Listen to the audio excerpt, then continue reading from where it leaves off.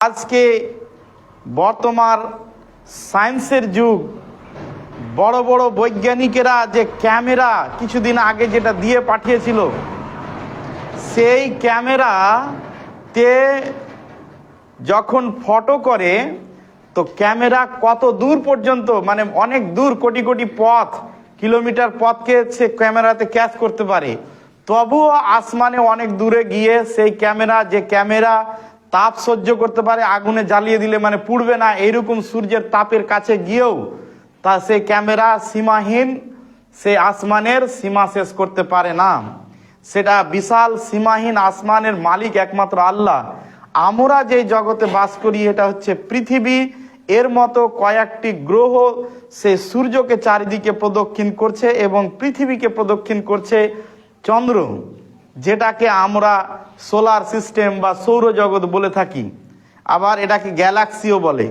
তো এরকম একটা আসমান, গ্রহ, সূর্য, চন্দ্র, উপগ্রহ নিয়ে যে একটা গ্যালাক্সি, এইরকম কতগুলো গ্যালাক্সির আল্লাহ তাবারাক ওয়া তাআলা মালিক আছেন সেটা আল্লাহ একমাত্র জানেন। এবং আজ পর্যন্ত পৃথিবীর কোনো বৈজ্ঞানিক এটা আবিষ্কার করতে পারেনি যে আসমানের সীমাহীন, মানে সীমায় পৌঁছে গিয়েছে। তো সেই সীমাহীন আসমানকে আল্লাহ তাবারাক ওয়া তাআলা এই রমাজান মাসে কাদের জন্য, এই রমাজান মাস উপলক্ষে খুলে দেয়, অর্থাৎ রহমতের দরজা খুলে দেয় আল্লাহ তাবারাক ওয়া তাআলা। তার কারণ কি? আল্লাহ তাবারাক ওয়া তাআলা কোরআনের মধ্যে কারণ উদ্দেশ্য করে বা নিরূপণ করে বলছেন, শাহরু রমাজান আল্লাযী উনজিলা ফীহিল কুরআন হুদাল লিন-নাসি ওয়া বাইয়িনাতিম মিনাল হুদা ওয়াল ফুরকান। এটা হচ্ছে সেই মাস যেই মাসে কোরআনকে অবতীর্ণ করা হয়েছে, যেটা শুধুমাত্র মানুষদের হেদায়েত স্বরূপ, যেখানে হেদায়েতের পুঙ্খানুপুঙ্খ দলিল সমূহ বর্ণিত রয়েছে, যেটা সত্য, সৎ ও মিথ্যা, হক ও বাতিলের মধ্যে পার্থক্য সৃজনকারী, পার্থক্য সৃষ্টিকারী। এই কোরআনকে আল্লাহ তাবারাক ওয়া তাআলা কোন মাসে সৃষ্টি করেছেন, নাজিল করেছেন? এই রমজান মাসে। আল্লাহর সরাসরি সত্তা যেটার সাথে জড়িত, আল্লাহ নিজে যে কোরআনটাকে অবতীর্ণ করেছে, অর্থাৎ পৃথিবীতে আল্লাহর যে স্বয়ং যে জিনিসটা, যে সত্তাটার সাথে আল্লাহর যে সৃষ্টি জড়িত, সেটা হচ্ছে আল কোরআন। এই কোরআনকে আল্লাহ তাবারাক ওয়া তাআলা রমাজান মাসে নাজিল করেছেন। এই রমাজান মাস হচ্ছে রহমতের মাস তাদের জন্য যারা এই রমাজান মাসকে পালন করবে, সম্মান করবে। কারা পালন করবে? যারা এই রমাজান মাসের সম্মান কেন বাড়িয়ে দিলেন আল্লাহ? এই মাসে কোরআন অবতীর্ণ হয়েছে, তাই জন্য কোরআনকে যারা যথার্থভাবে কি করবে, অধ্যয়ন করবে, তার উপরে আমল করবে, তাদের উপরে আল্লাহ তাবারাক ওয়া তাআলা রহমত নাজিল করে থাকেন। এই মাসের মধ্যে এমন একটি রাত রয়েছে যেই রাতে আল্লাহ তাবারাক ওয়া তাআলা কি করেছেন, কোরআনকে অবতীর্ণ করেছেন। আল্লাহ তাবারাক ওয়া তাআলা বলছেন, ইন্না আনজালনাহু ফি লাইলাতিল কদর, নিশ্চয় আমি এটা অর্থাৎ কোরআনকে কদরের রাত্রিতে নাজিল করেছি। ওয়ামা আদরাকা মা লাইলাতুল কদর, তুমি কি জানো সেই লাইলাতুল কদরটা কি জিনিস? তানাজ্জালুল মালাইকাতু ওয়ার রূহ, সেই রাত্রিটা হচ্ছে খায়রুম মিন আলফি শাহর, সেই রাত্রিটা হচ্ছে 1000 মাস ইবাদতের চাইতেও বেশি উত্তম।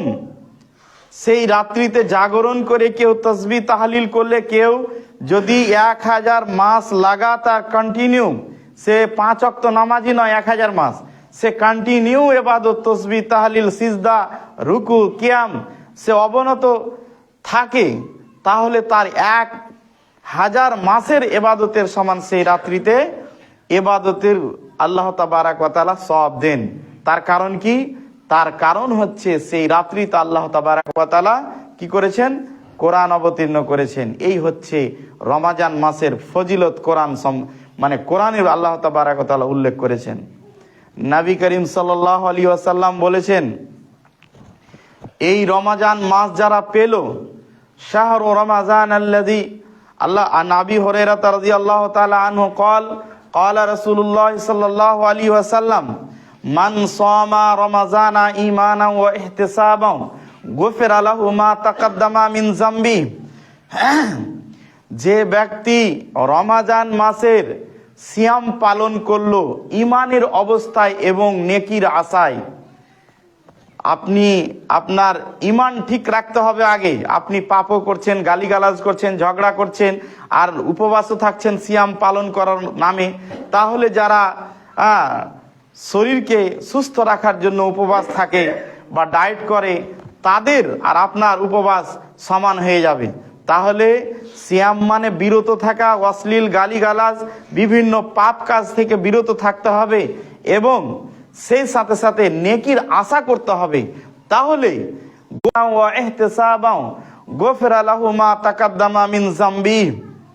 যে ব্যক্তি এই রমাজান মাসে কিয়াম করলো, অর্থাৎ সেই রাত্রিতে তারাবির নামাজ পড়লো এবং সেখানে কোরআন শুনলো, সেই ব্যক্তি কি অবস্থায়? ঈমানের অবস্থায়, আল্লাহ এবং আল্লাহকে এক ওয়াহিদ বলে মেনে নিয়ে এবং মুহাম্মদ সাল্লাল্লাহু আলাইহি ওয়াসাল্লাম আল্লাহকে সন্তুষ্ট করার জন্য, তখন তার গফিরা লাহু মা তাকাদ্দামা মিন যামবি, তার পূর্বের সমস্ত গুনাহকে ক্ষমা করে দেওয়া হলো। আল্লাহ রাসূল সাল্লাল্লাহু আলাইহি ওয়াসাল্লাম আরো বলছেন, মান কামা লাইলাতাল কদরি গফিরা ঈমানা ওয়া ইহতিসাবা গফিরা লাহু মা তাকাদ্দামা মিন যামবি। যে ব্যক্তি ঈমানের অবস্থায় নেকির উদ্দেশ্যে, নেকির আশায় কদরের রাত্রিতে জাগরণ করলো, আল্লাহর তাসবিহ তাহলিল করলো, আল্লাহর ইবাদতে মগ্ন থাকলো, ওই ব্যক্তিরও কি করলো? পূর্বের গুনাহকে মাফ করে দেওয়া হলো, মোচন করে দেওয়া হলো। এগুলো হচ্ছে আল্লাহর পক্ষ থেকে, এগুলো রমাজান মাসের ফজিলত যারা সিয়াম পালন করলে। তাহলে আল্লাহ তাবারাক ওয়া তাআলা এই রমজান মাসে কতগুলি অফার রাখলেন। প্রথমে আল্লাহ তাআলা আসমানের অর্থাৎ রহমতের দরজাগুলো উন্মুক্ত করে দিলেন। তারপরে বিশাল সেই আল্লাহর সৃষ্টি জাহান্নাম, সেই জাহান্নামের দরজাগুলো বন্ধ করে দিলেন। তারপরেও যাতে আল্লাহর বান্দারা পথভ্রষ্ট না হয়, এই সিয়াম থেকে, রাত্রে কিয়াম থেকে, সালাতুত তাসবিহ থেকে অর্থাৎ তারাবি থেকে, এই সমস্ত ইবাদত থেকে যাতে দূরে সরে না যায়, এই জন্য সেই বদমাশ শয়তানগুলিকে কি করে দেওয়া হয়? বেঁধে দেওয়া হয়। প্রথম রমজানের রাত্রি থেকেই কি করা হয়েছে? আল্লাহ তাবারাক ওয়া তাআলা এগুলো করেছেন। তাছাড়া যারা সিয়াম পালন করবে তাদের পূর্বের গুনাহ মাফ, যারা কিয়াম করবে তাদেরও পূর্বের গুনাহ মাফ। যারা কি করবে? যারা এই রমজান মাসে লাইলাতুল কদর জাগরণ করবে আল্লাহর ইবাদতে, তারা কি পাবে? তাদের পূর্বের গুনাহ মাফ হয়ে যাবে, তাদের পূর্বের গুনাহ মাফ হয়ে যাবে। এবং যারা এই লাইলাতুল কদর জাগরণ করবে তারা 1000 মাসের ইবাদতের চাইতেও বেশি সওয়াব পাবে। তাহলে ইত্যাদি হচ্ছে আমাদের গুনাহ মোচন করার উপকরণ। যে কোনো এতগুলো ওয়াফার আমাদের আল্লাহ তাবারাক ওয়া তাআলা দিয়েছেন এই রমজান মাসে। আর রাসূলুল্লাহ সাল্লাল্লাহু আলাইহি ওয়াসাল্লাম বলেছেন, মান ফাত্তারা সাইমান আও জাহাজা গাজিয়ান ফি সাবিলিল্লাহি ফালাহু মিসরু আজরিহি। যে ব্যক্তি এই রমজান মাসে কোনো সায়েমকে অর্থাৎ রোজাদারকে ইফতার করালো, তাহলে সে ওই ব্যক্তি রোজা করে যা সিয়াম রেখে যা সওয়াব পেল, সে ততটুকু সওয়াব পেল। ওয়ামান জাহাজা গাজিয়ান, আল্লাহর রাস্তায় জিহাদ করতে গেলে গাজী অর্থাৎ যোদ্ধাকে যে সমস্ত সামান লাগে, যে সমস্ত ঘোড়া, এখন রাইফেল, আরো বুলেট ফুলেট, আরো কিছু যে সমস্ত পোশাক আশাক, অস্ত্র ইত্যাদি লাগে, সে সমস্ত কি করলো? তাকে জোগাড় করে দিল, টাকা পয়সা দিয়ে তাকে তার খরচ বহন করলো। তো ও জেহাদ করে যে সবটুকু পাবে, এই ব্যক্তি দিয়ে তাকে অতটুকু সব পাবে। তাহলে এটা হচ্ছে রমজান মাসের ইফতার করার ফজিলত। কেউ যদি কি করে একদিন রোজা রাখে আল্লাহকে সন্তুষ্ট করার জন্য, আল্লাহ তাবারাক ওয়া তাআলা তাকে জাহান্নাম থেকে কত দূরে বা'আদাল্লাহু লাহু খারিফান মিনান নার, আল্লাহ সাবঈনা খারিফান মিনান নার, আল্লাহ তাবারাক ওয়া তাআলা কে সন্তুষ্ট করার জন্য কেউ যদি একদিন সিয়াম পালন করে, তাহলে আল্লাহ তাবারাক ওয়া তাআলা তাকে জাহান্নাম থেকে 70 বছরের যে মাসাফাত হয়, চলার রাস্তা হয়, অত দূরে সরিয়ে দিবেন। অন্য হাদিসে এসেছে যে 100 বছরের যে রাস্তা, সেই 100 বছরের রাস্তা যতটা অতিক্রম করবে অতটা সে জাহান্নাম থেকে তাকে আল্লাহ তাবারাক ওয়া তাআলা দূরে সরিয়ে দিবেন। অন্য হাদিসে আল্লাহ রাসূল সাল্লাল্লাহু আলাইহি ওয়াসাল্লাম বলছেন, মান সামা, যে ব্যক্তি রোজা রাখলো, সিয়াম পালন করলো, জাআলাল্লাহু বাইনাহু ওয়া বাইনান নারি খান্দাকান বাইনাস সামায়ে ওয়াল আরদি, যে ব্যক্তি আল্লাহ তাবারাক ওয়া তাআলা কি করলো, আল্লাহ তাবারাক ওয়া তাআলাকে সন্তুষ্ট করার জন্য একদিন রোজা রাখলো, একদিন সিয়াম পালন করলো, সে কি করলো, আল্লাহ তাবারাক ওয়া তাআলা তাকে এবং আগুনের অর্থাৎ জাহান্নামের মধ্যে কি করবেন, খান্দাক মানে গর্ত, আল্লাহ তাবারাক ওয়া তাআলা গর্ত সৃষ্টি করবেন তার এবং জাহান্নামের আগুনের মধ্যে, অতটুকুই যতটুকু আসমান এবং জমিনের মধ্যে পার্থক্য রয়েছে, গর্ত রয়েছে, এত দূরে অর্থাৎ সরিয়ে দিবেন। এগুলি হচ্ছে জাহান্নাম বা এইগুলি হচ্ছে রমজান মাসের ফজিলত, গুণ এবং গুরুত্ব, যে রমজান মাসে আল্লাহ তাবারাক ওয়া তাআলা কতগুলি অফার রেখেছেন। প্রথমে যে যারা সিয়াম পালন করবে তাদের গুনাহ মাফ, যারা কিয়াম করবে তাদেরও গুনাহ মাফ, যারা লাইলাতুল কদর জাগরণ করবে তাদেরও গুনাহ মাফ। তাহলে এতগুলো অফার থাকা সত্ত্বেও, এতগুলো অফার থাকা সত্ত্বেও যে এই অফারগুলো নিল না, তো আল্লাহ রাসূল সাল্লাল্লাহু আলাইহি সাল্লামে একটি হাদিসের মধ্যে সহিহ ইবনে হিব্বানে বর্ণনা করছেন, তিনি একদিন মেম্বারে চড়ছেন, মেম্বারে চড়া অবস্থায় তিনি, হাদিসটা ইবনে হিব্বানে আছে, সহিহ ইবনে হিব্বান, মালিক ইবনে হুয়াইরিস থেকে বর্ণিত। তো বলছেন, বাইনামান নবী সাল্লাল্লাহু আলাইহি সাল্লাম আলাল মিম্বারি ইজ ক্বালা আমিন সালাসা মাররাতিন, তিনি যখন রমজান মাসে এরকম মেম্বারে উঠছেন জুমার খুতবা দিতে, তখন তিনি বলছেন কি, 3 বার আমিন, 3টা সিঁড়িতে পা রাখলেন, বললেন আমিন আমিন আমিন, 3 বার বললেন। ফাসুইলা আন যালিকা, এই ব্যাপারে খুতবার পরে আল্লাহ রসুলকে জিজ্ঞাসা করা হলো যে আল্লাহ রসুল আপনি 3 বার আমিন কেন বললেন হঠাৎ এরকম? ফাকালা, আল্লাহ রসুল বললেন, আতানি জিবরিল, আমার কাছে জিবরিল আলাইহিস সালাম এসেছিলেন, এসে কি বললেন, ফাকালা, আল্লাহ জিবরিল আলাইহিস সালাম এসে বললেন, মান যাকারতা যুকিরতা ইনদাহু, যার নিকটে তোমার নাম নেওয়া হবে। নবী সাল্লাল্লাহু আলাইহি ওয়াসাল্লামকে বলছে যে যার নিকটে আপনার নাম নেওয়া হবে, ফালাম ইউসাল্লি আলাইকা, আর আপনার উপরে ছোট্ট দরুদ পাঠ করবে না। ছোট্ট দরুদ হলো সাল্লাল্লাহু আলাইহি ওয়াসাল্লাম, এই ছোট দরুদটি যে পাঠ করলো না, ফাআবাদাহুল্লাহু, তো আল্লাহ তাআলা তাকে রহমত থেকে, অর্থাৎ মানে আল্লাহর রহমত থেকে তাকে যেন দূরে সরিয়ে দেয়।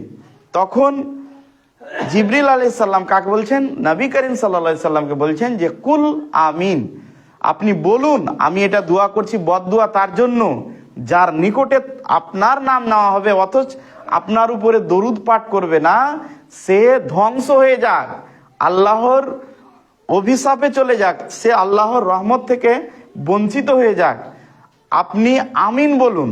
তখন আল্লাহ রসুল বললেন আমিন। তারপরে ওয়াকালা মান আদরাকা ওয়ালিদাইহি, তারপরে আমিন বলার কারণ কি? আল্লাহ রসুল সাল্লাল্লাহু আলাইহি ওয়াসাল্লাম বললেন যে, জিবরিল আলাইহিস সালাম বললেন, মান আদরাকা ওয়ালিদাইহি, যে ব্যক্তি তার পিতা মাতাকে পেল, যার পিতা, যে তার পিতা মাতাকে বৃদ্ধ অবস্থায় পেল বা যে কোনো অবস্থায় পেল, আও আহাদা হুমা, অথবা দুজনের মধ্যে কেউ একজনকে, ফা মাতা ওয়ালাম ইউগফার লাহু, অথচ তার পিতামাতা মারা গেল, সে নিজেকে ক্ষমা করে নিতে পারলো না, তার পিতামাতার দোয়া নিতে পারলো না, সেবা যত্ন করে বা কি করে সেবা শুশ্রূষা করে সে তার পিতামাতার সেবা যত্ন করতে করলো না, এইরকম ব্যক্তি আবাদাহুল্লাহ, আল্লাহ তাআলা তাকে ধ্বংস করে দিক, সে আল্লাহর রহমত থেকে বঞ্চিত হয়ে থাক। ফাকুল আমিন, তখন জিবরাইল আলাইহিস সালাম বললেন যে আপনি আমিন বলুন। ফাকুল তো আমিন, নবী সাল্লাল্লাহু আলাইহি ওয়াসাল্লাম বলছেন যে তখন আমি আমিন বললাম। ফাকুল তো আমিন ক্বালা, এবার আল্লাহ রাসূল সাল্লাল্লাহু আলাইহি ওয়াসাল্লাম শেষের আমিনটা বলছেন যে ওয়ামান আদরাকা, ক্বালা জিবরাইল আলাইহিস সালাম বলছেন ওয়ামান আদরাকা রমাজানা, যে ব্যক্তি রমাজান